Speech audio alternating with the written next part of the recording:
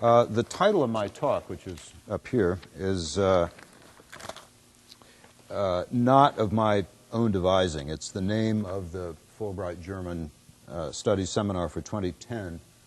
When applications were due about this time last year to Lee, and I thought that I would probably want to do something based on the seminar, but I didn't know what because I hadn't been there yet. So I just used the title of the seminar for it.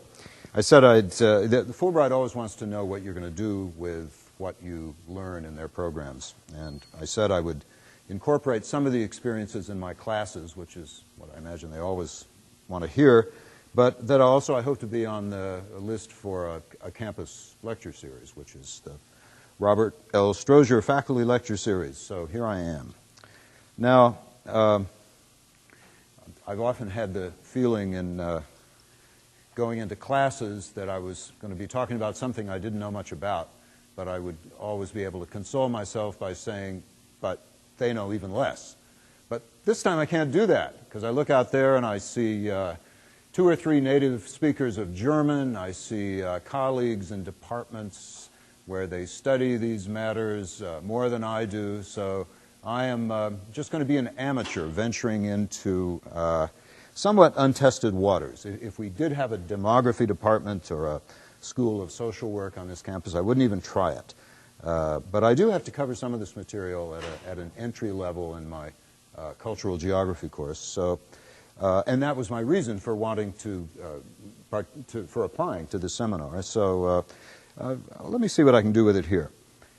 This Fulbright program was brief but intense. Let me get this back up.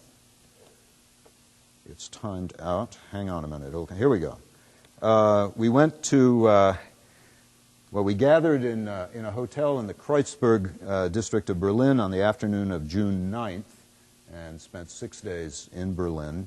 And then, 6 days of going to a variety of universities, think tanks, government ministries, plus the German Confederation of Trade Unions and the Confederation of German Employers, where we got a very intense round of lectures, panel discussions, Q&A sessions in settings kind of like this. I have to say, so slightly embarrassing in a sense that everywhere we went, we got really good refreshments. Not a single styrofoam cup the whole time we were there. They always laid on this kind of juice and snacks and coffee and so forth. After Berlin, we went on for 1 day of the same in the city of Schwerin. Let me go back. Schwerin, for those of you who don't know, and I was told that many Germans in West Germany don't know, is this town right up here. Former East Germany, a beautiful place. I discovered there that they have color in East Germany. When I was growing up, pictures from East Germany were always in black and white. Everything east of the Iron Curtain was black and white, but they really do have color. It's a beautiful place, a glaciated landscape, kind of like northern Wisconsin or Minnesota, full of lakes. And in fact, Schwerin is marketing itself as a regatta town for sailing. We didn't do any of that, but it was nice to have that in the background. And then we went to Hamburg for 3 days after that. Hamburg is up in there. Now, as I say, we finished up in Hamburg on the evening of June the 18th. By the time this was over, my head was stuffed with new facts and ideas. The whole experience was like being back in graduate school, but at 2 or 3 times the pace. I came back with a huge amount of material, not only in my head, but a big bag of paper, and I'll have time to cover only a couple of points here. I do have to admit that even with the intensity of the program, there were a few lighter moments. This was our 1 day or half day of tourism involved a trip to Potsdam to visit the palace, the summer palace of Frederick the Great. And he actually figures later in this story. If I don't mention Frederick the Great, somebody ask me. First of all, I should explain, I think, what the Sozialstaat is, especially since I misspelled the word in the blurb for my application. And in my haste to apply last spring, and this spelling mistake got carried forward into some of the publicity material, the third letter is Z in German, and I spelled it C. I have to say this was entirely my fault. I don't blame anybody. But absolutely nobody on campus noticed it. And it was only about a month ago that I found myself staring at the poster that Lee prepared. I was staring at the poster on the wall, looking for an idea, and I noticed, my God, that word is misspelled. I didn't get it right. Now, I think this shows that we need to firm up German language course offerings here at Armstrong. If I had misspelled a word in Spanish or French, there would have been students who would have gleefully told me that, especially since I red ink their spelling mistakes on written work. But this just went by completely. So I apologize for that, but it is spelled with a Z. Now, in literal translation, it means social state, which on the face of it doesn't really seem to say very much. A better translation would be welfare state, but that's a very loaded term in U.S. political discourse, kind of verging into nanny state and that sort of thing. And I don't want to go there. And I don't really have to, because actually the term that was used most often by our German colleagues, speaking in English, was a social market economy. That's what they would refer to. It's the idea that the state should play a role in guaranteeing food, clothing, shelter, and health care, rather than leaving these entirely to market forces. Essentially a market economy, but with more regulation and stronger guarantees, especially really for health insurance, pensions, unemployment insurance, and parental leave. Stronger guarantees than we're used to in the U.S. Now, the German market, German interest in the market seemed to me to be less driven by libertarian political theories and more by a desire to put the Nazi era and the communist era in the East, with their state domination of the economy, firmly behind them. I mean, I didn't see anybody expressing a belief that the free market would benefit everyone, even the poor, if they would just pull up their socks and get with the program. I mean, this is you might hear this in the U.S. I didn't hear that there. There was an assessment that the market could be, it would be a great engine for development, and one that will inevitably roll right over some people unless the state steps in to protect them. Now, Germany, or West Germany as it then was, instituted a number of social programs in the early post-World War II years to supplement the market in these ways.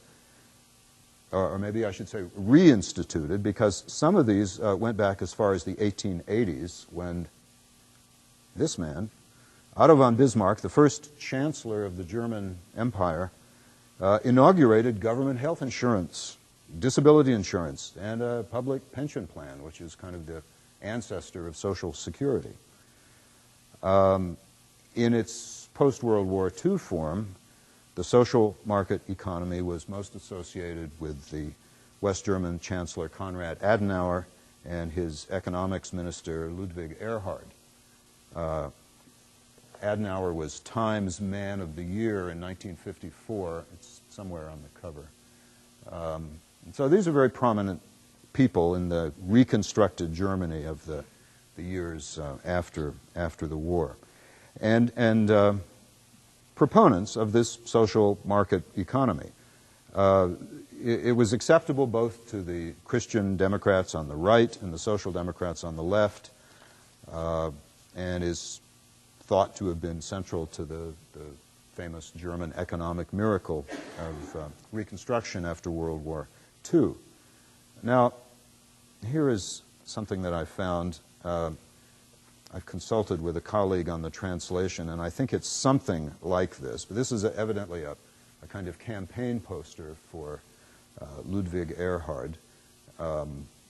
And here, this term in the bottom, Sozialmarktwirtschaft, is this social market economy that our friends were talking about. Can a native speaker tell me if is this translation approximately right? Is about? Okay. So does anybody remember? Do any of you remember seeing this? Was this a popular campaign poster of the day? I don't know. Anyway, it comes up in Google Images, and I couldn't resist using it. Now, the turmoil in the title of this summer seminar refers, well, somewhat to the global economic downturn, but also to a trend that has been exciting worries much longer, and that's population decline. Alarm bells about this were starting to go off in the 1980s and 90s, and this is what they mean. Here are the numbers for 2009 from the invaluable CIA fact book. It's fairly clear. Birth rate is 8.18 per thousand. The death rate is 10.9 per thousand. The rate of natural increase, which is still the term that's used by a lot of demographers, in fact, here is a rate of natural decrease. And that's how much it is. 2.72 per thousand. It's just simple arithmetic. Or minus 2.72. Or minus 0.27%. So this is demographic decline, population decline. It didn't appear suddenly. It's really the end result of a trend that can be seen in most industrialized societies, usually called the demographic transition. And here's a diagram of it that appears in a book that I've used many times. This is a generalization of the experience of today's industrialized countries.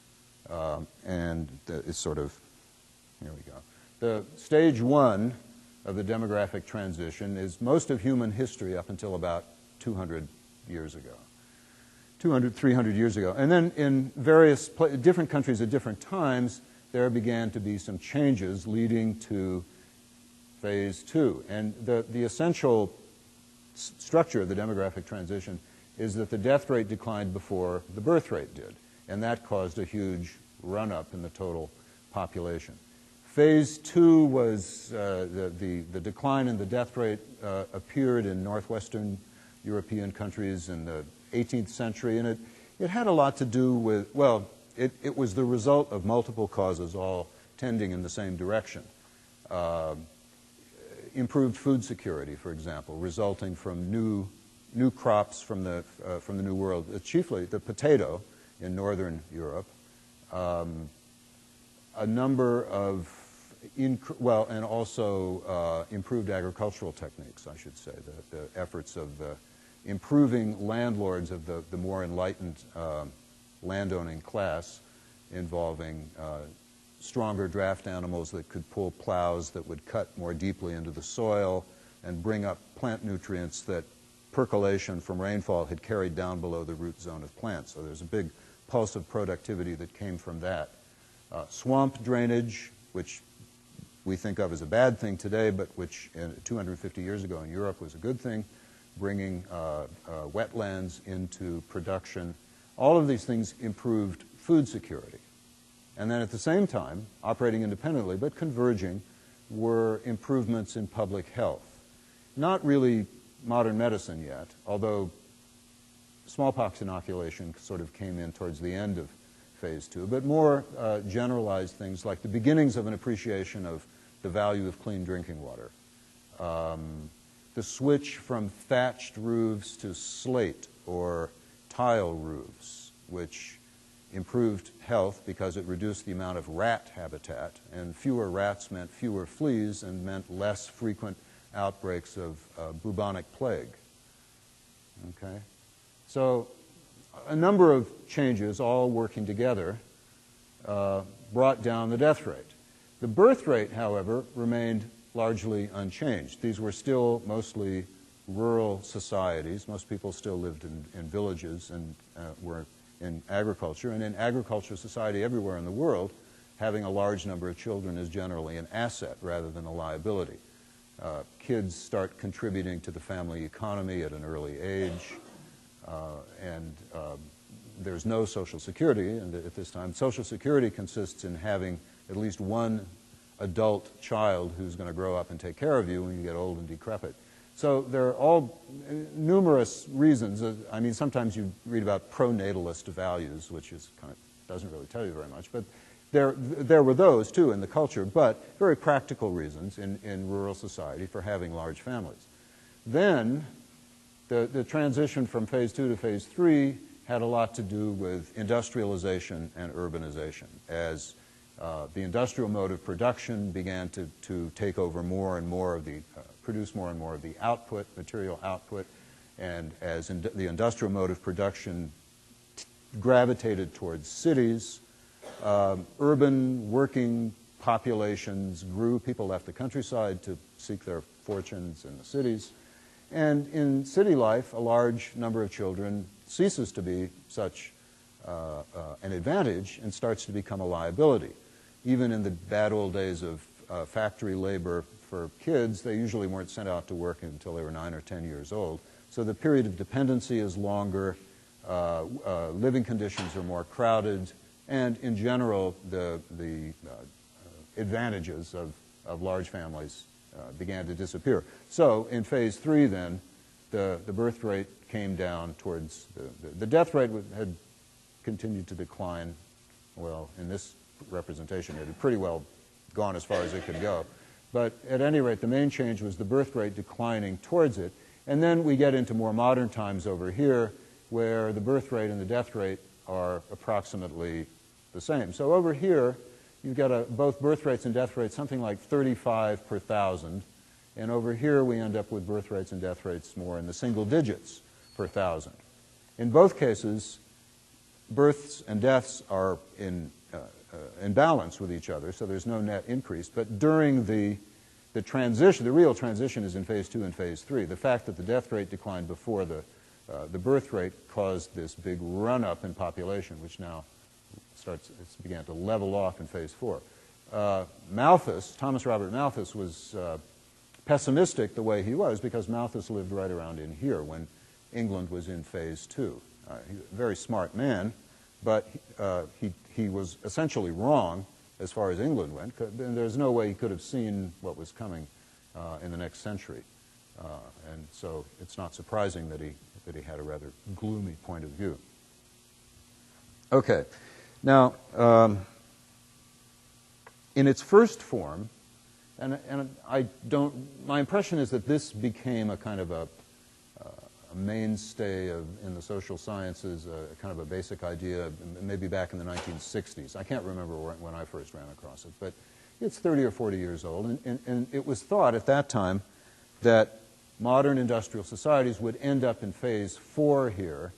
I think this graph kind of exaggerates the variability in the birth rate, but at any rate, the idea is that the birth rate is, on average, slightly above the death rate, so you get a continued but very slight increase in total population. That was supposedly the end stage. That's how far it was going to go. And now, in Germany and in several other countries, it appears that there is a stage 5.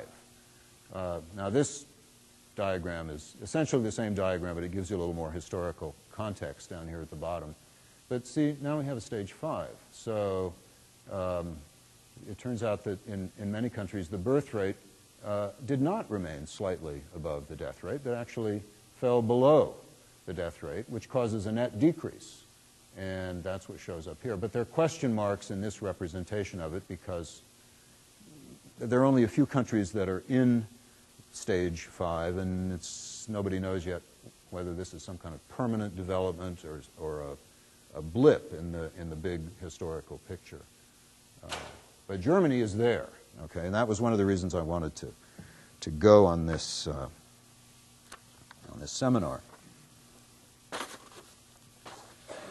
Now, in my in my cultural geography class, I cover the demographic transition. I tell the student this is one of the big ideas, and I want them to learn it, and I guarantee there are going to be exam questions about it, and there are. And I also want them to think about where different countries are in relation to it, and in particular, what the prospects are for certain countries that seem to be kind of permanently stuck in phase 2, today's poor countries, what their prospects are for getting out of it. But that's a long way from Germany, so I won't go on with that. But the discussion does always lead to the interesting fact that while some countries are still experiencing population explosions of the sort that Paul Ehrlich warned us about more than 40 years ago, you may remember this, some of you, other countries are actually entering into population decline. So it's a very mixed picture. And it's hard to get a picture of population decline, but this kind of gets at it. This is a term, this is somewhere in East Germany. And apparently there's a program to remove 350,000 surplus apartments are being demolished. Older apartments are being demolished because people just aren't there anymore to fill them. And this goes under the charming name of city restructuring in the East. Now, to be sure, I have to say, this is the 350,000 empty apartments is not entirely because of natural decrease. A lot of it is out-migration, and I'll have more about that later. Most rich countries are now facing economic challenges that are posed by population growth that has slowed almost to zero, or in some cases like Germany's, actually gone below zero. So Social Security and pension systems in these countries that were based on large numbers of people of working age supporting a relatively small number of retired people are facing a new demographic reality. About a dozen countries have entered into stage 5. And these are statistics from the Population Reference Bureau, which is a fairly standard source for this kind of stuff. The countries over on the left are hovering right at zero. The countries, the other, what is it, about, how many are there here? 1, 2, 7, a dozen. And a dozen countries are actually in negative territory, as you can see. Now, the most extreme declines are in the former Eastern Soviet satellite countries, or in Russia itself. Well, no, actually, Russia is only minus 0.2 at the same level as Germany.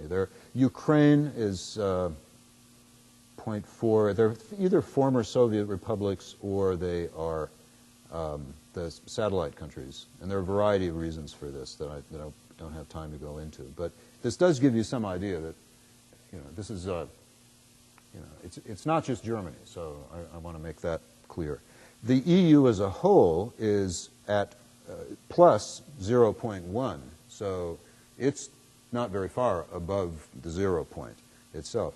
The U.S., by contrast, is comfortably still in stage 4 with a 0.6% annual increase. Now, these numbers are what's known as natural increase, or in this case, natural decrease. This doesn't take immigration into account.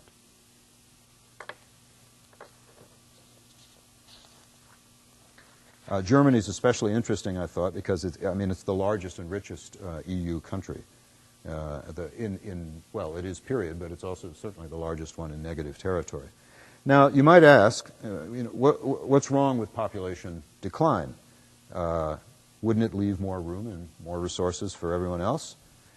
Well, in some general way, I guess, yes, but many policies are based on the assumption that there will be growth, moderate growth, of course, nothing out of control like what Paul Ehrlich warned us about, but growth nonetheless. So you take away growth and a lot of things threaten to run off the rails. The immediate problem is the change in age distribution. of the population. With very slow growth or actual decline, the population is aging. In other words, its average age is going up. There are two causes for this. One is the decrease in fertility, which I've already mentioned, shown here. The other is an increase in life expectancy. The first subtracts from the bottom, and the second adds at the top, and together they stretch the average age upward. The aging of the population is only part of a larger picture, though. If we think of seniors as dependent on the working population, we also have to recognize another dependent group, and those are kids. So there is this term demographers use called the dependency ratio, which is the ratio of one, those who are too old to work or too young to work, in other words, those who are retired or are still in school on the one hand, to the working population in the middle on the other. Now, at this point, let me get out of, I have an interesting graphic here from the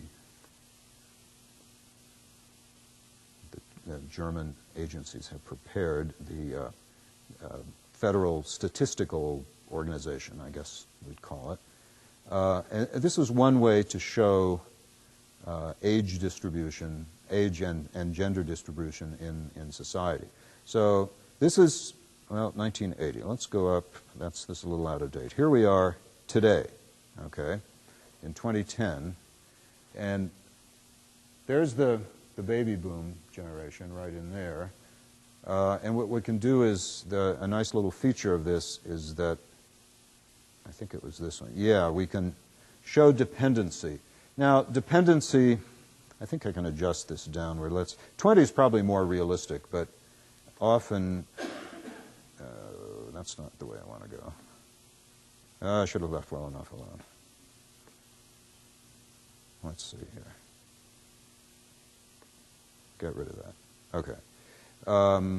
Usually taken to be 15, although I think 20 is probably more realistic. But what's really nice about this, what am I doing here? Nice about this is that it can be animated. So if we start with 1950, we can see what happens over the course of years.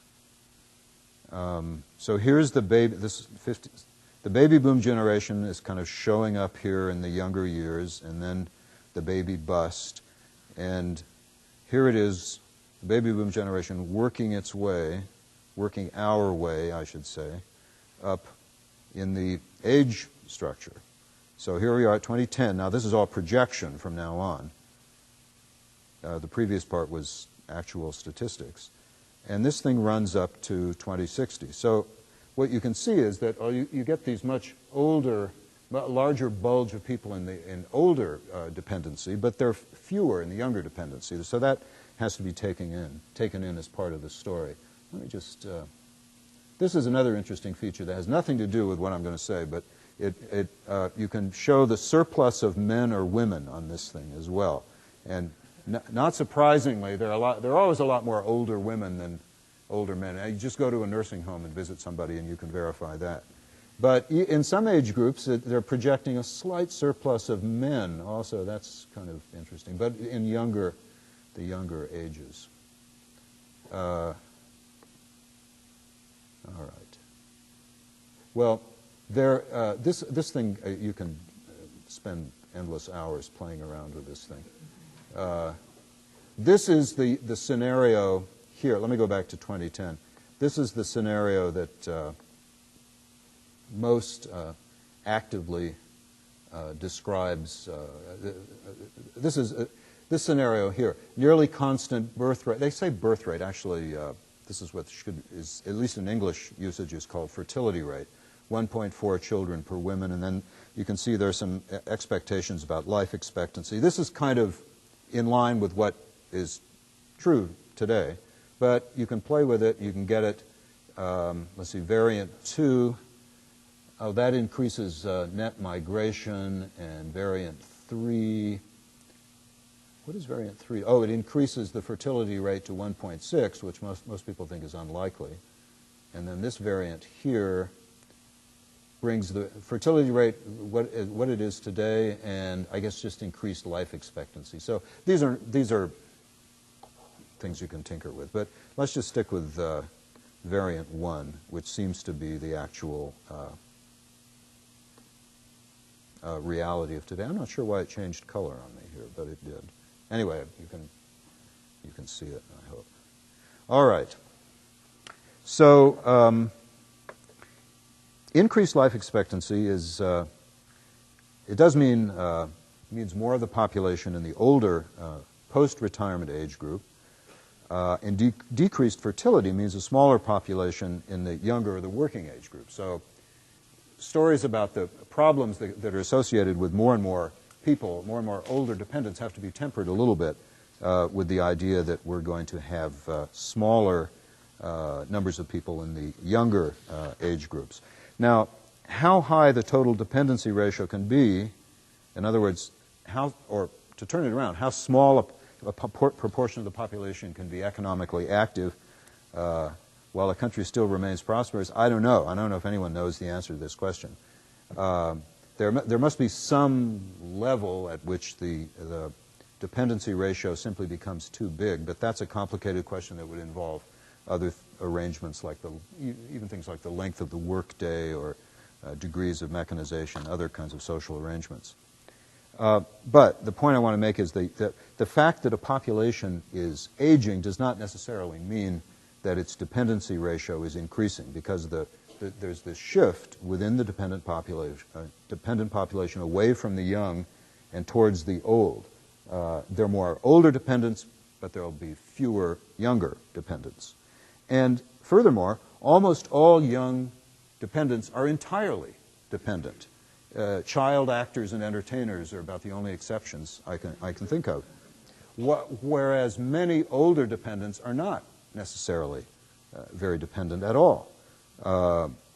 So the increased social costs of older dependency are partially offset by these reduced costs of younger dependency, and there seems to be more scope, possibly more scope for reducing the costs of older dependency. Expenses of food, clothing, and shelter are very significant parts of younger dependency. These are borne by parents. They're sort of internalized with a modest tax subsidy.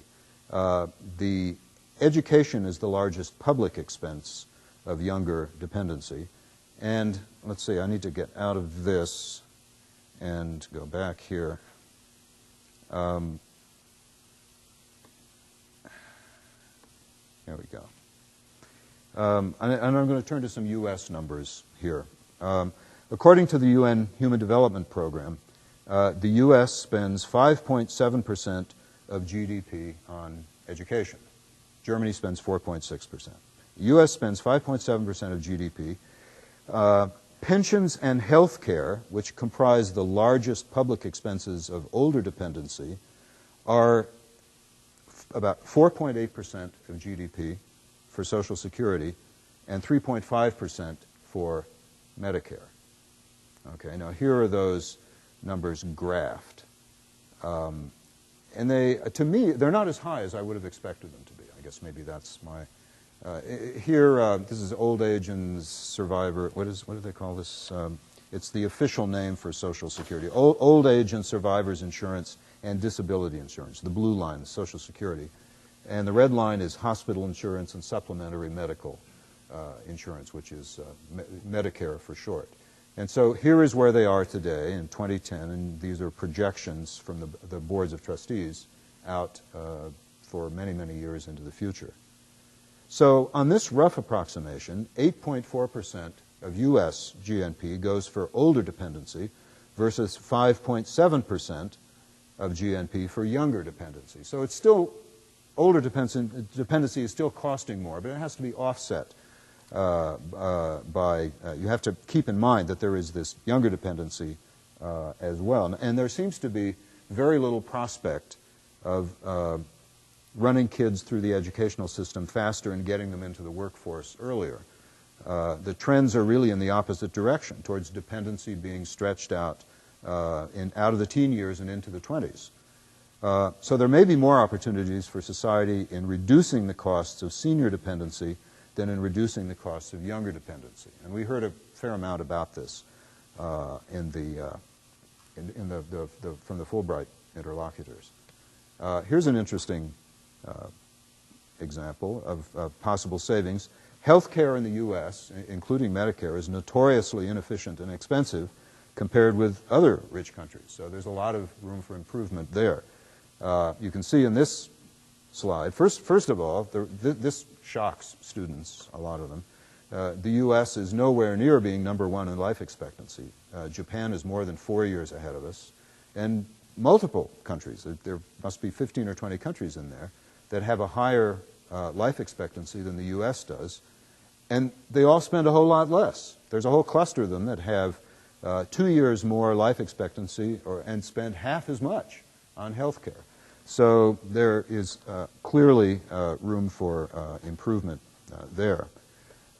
Reducing the costs of Social Security would be another challenge. On the other hand, there are other sources of income in retirement. Older people have higher savings accumulations, and many have pension plans in addition to Social Security.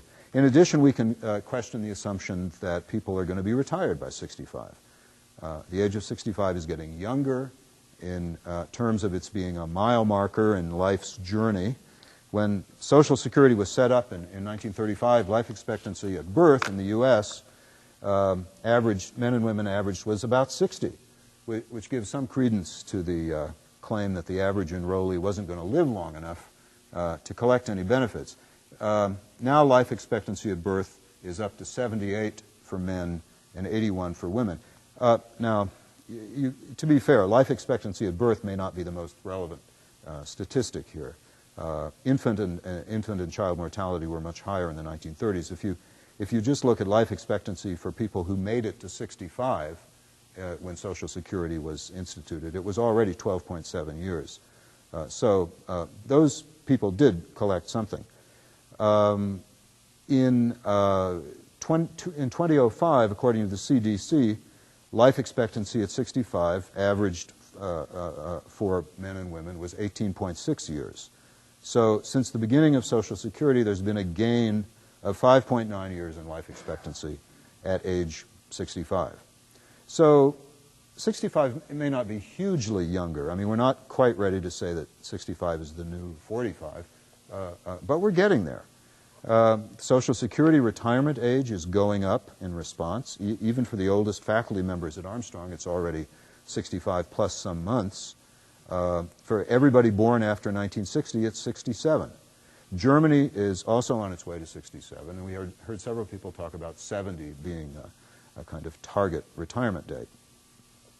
So, I don't know, when reading the news lately, I've had some moments of shaking my head. I mean, my default sympathies are with labor unions, but I really think the French unions are going the wrong way on this one. Older people are enjoying better health, and a lot of people want to stay active way beyond 65, although it may not be at the same job. So maybe 65 will be seen less as a retirement age and more as a career change age. But complete retirement at 65 really does start to look like a waste of human capital.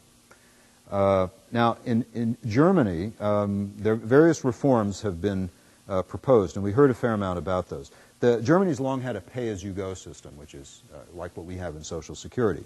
So they are, in a way, they're facing a similar situation.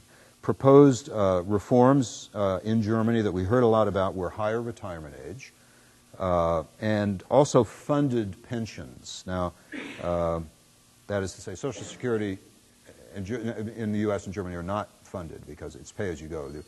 Workers are paying in and retired people are taking out. But we also have funded pensions. That's what TIAA-CREF is all about, the ORPs that we have here. So in both cases, the workers have a certain amount taken out of gross pay before taxes. Here, it's the employer who kicks in the rest, but in Germany it's the government. This is known as the Riester pension, R-I-E-S-T-E-R, named after an SPD minister named Walter Riester, who got it enacted in 2001. And as I understand it from our discussions, up to 4% of the worker's pay is taken out before taxes, up to a cap of 21 euros per year. And the government kicks in 154 euros for you, but also for each of your dependents. And for children born after January 2008, it's 300 euros. So there's a fairly generous government incentive, contribution as an incentive.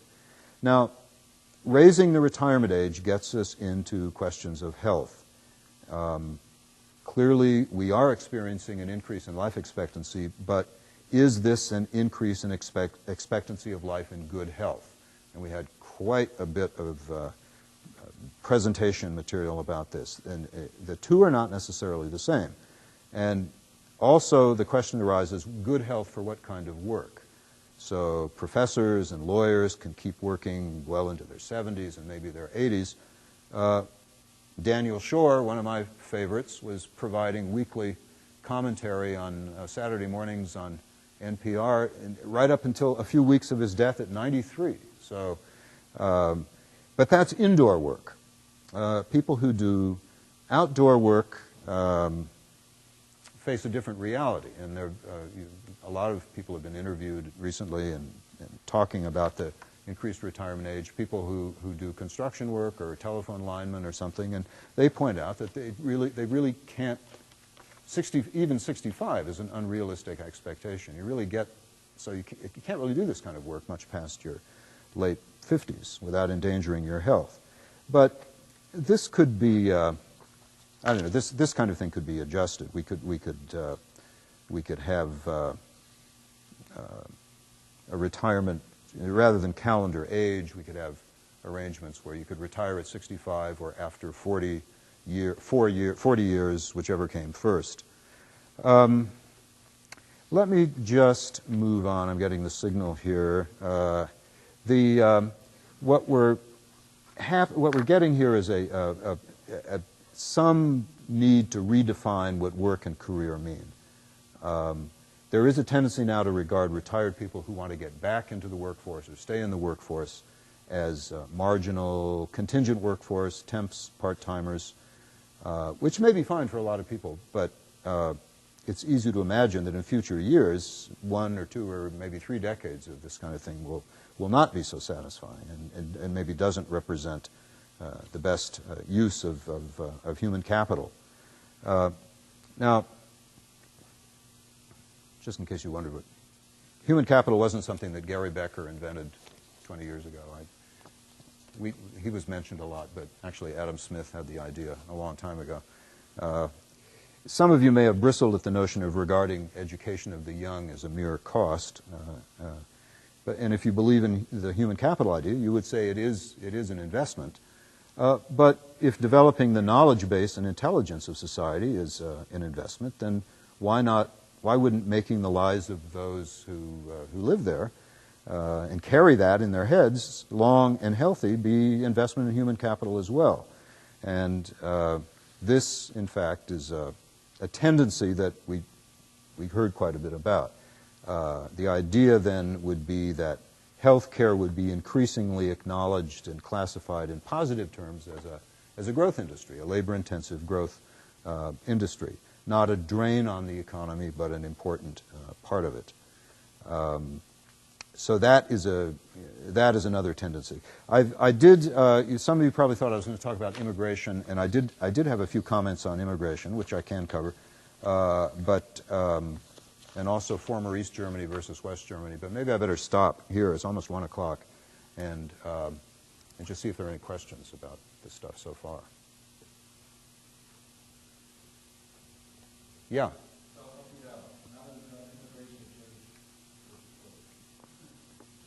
Well, okay, I have to say something about immigration. Well, I didn't mention it. An interesting experience was that we kept bringing this up, And there was a real reluctance of people in these programs to talk about immigration. They like to talk about Riester pensions and extending the retirement age and redefining the nature of work. And in other words, ways to make, to supply, to avoid, delay dependency, delay old age dependency, and use the human capital built up in an older workforce. They really, that's what they like to talk about, and they tended to avoid immigration. It really is a hot potato now in Germany. I had some of you may recognize this fellow. This book came out, was published the week or two after we left, so we didn't get to talk about it. But it's, as the English translation of this is Germany Does Itself In. Thilo Sarrazin was a member of the board of directors on the Bundesbank, the central bank, and shocked everybody by writing this book in which he attacked, claimed that Germany is being overrun by Muslim immigrants who are not integrating into German society but are sponging off the welfare system and have high crime rates and all that sort of thing. The book has caused a furor in Germany. Almost most of the opinion makers, op-ed pieces, newspaper pieces, politicians, everybody immediately came out against it and said this is neo-Nazi trash and so forth. But it became a bestseller overnight. The publisher started a new press run, 250,000 copies. So obviously a lot of people are reading it, even if they wrap it in a plain brown wrapper when they're on the bus. So he's hit some kind of a nerve, and I don't know exactly how. If any of you are interested in that, the seminar for this summer, the subject changes every year. The one they're going to do in the summer of 2011 is about immigration. And I would imagine this, this guy and his ideas are probably going to come up for discussion. It seems odd to Americans because Muslims in Germany are about 5% of the population. And you can see from this, they come from the least alien part of the Muslim world, Turkey, which is trying to get into the EU, and then a bunch of them are from Bosnia, and so, I mean, 75% of them are European or quasi-Europeans already. I had Turks pointed out when on the street or when we were there, and I didn't know. They just looked like, I couldn't even tell the difference. So they're kind of I mean, to an American, it just does not, it's hard to imagine that this is a big problem. But the Germans do, or at least many Germans do perceive this as a major threat to society as they know it. And I think a lot of the people who were in our sessions just didn't want to go there. And what they wanted to talk about was how to upgrade German human capital, keep it working, reduce older dependency, find satisfying work for older people to do longer. So in short, we just didn't get into immigration that much. Yeah? How about early retirement in the U.S. compared to Germany? I'm looking specifically at the government plan. When can the Germans retire? Is that age period? Yeah, I think it's supposed to be 62 now. But other people have found ways to retire earlier. There are ways, there was a period in the late 90s, my impression is, where people were actually retiring in their late 50s. We're finding ways to retire and still get some kind of something out of the pension system. But the tendency is definitely going up. The official retirement age is headed for 67, or is projected to become 67. And so early retirement was part of the picture 10 years ago, and much less so now.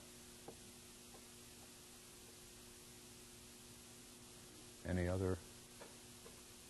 You want to know about the difference between East and West Germany?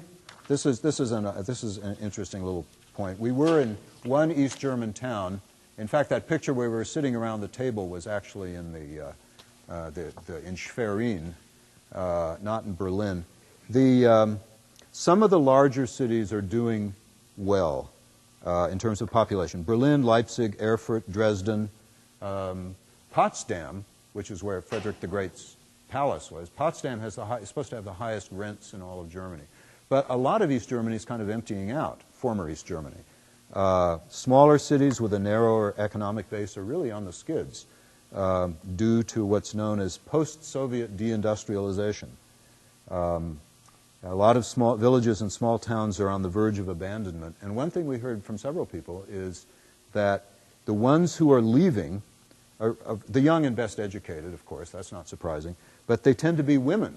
Younger women are leaving in larger numbers than younger men. And high school girls are more likely to graduate from high school than boys are to begin with, and then they're more likely to leave. They go to Western Germany and usually often end up getting married there and not coming back. And so there's this perceived social problem now in a lot of small East German towns about this generation of shiftless, unmarried men whose lives are going nowhere.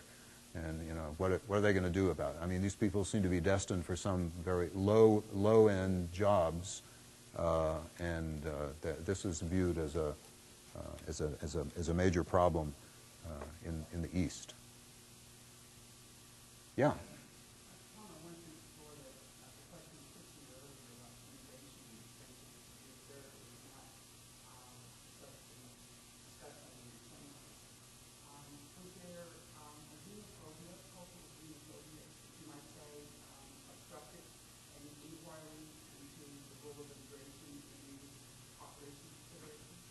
No, I don't think it was anything quite that. It was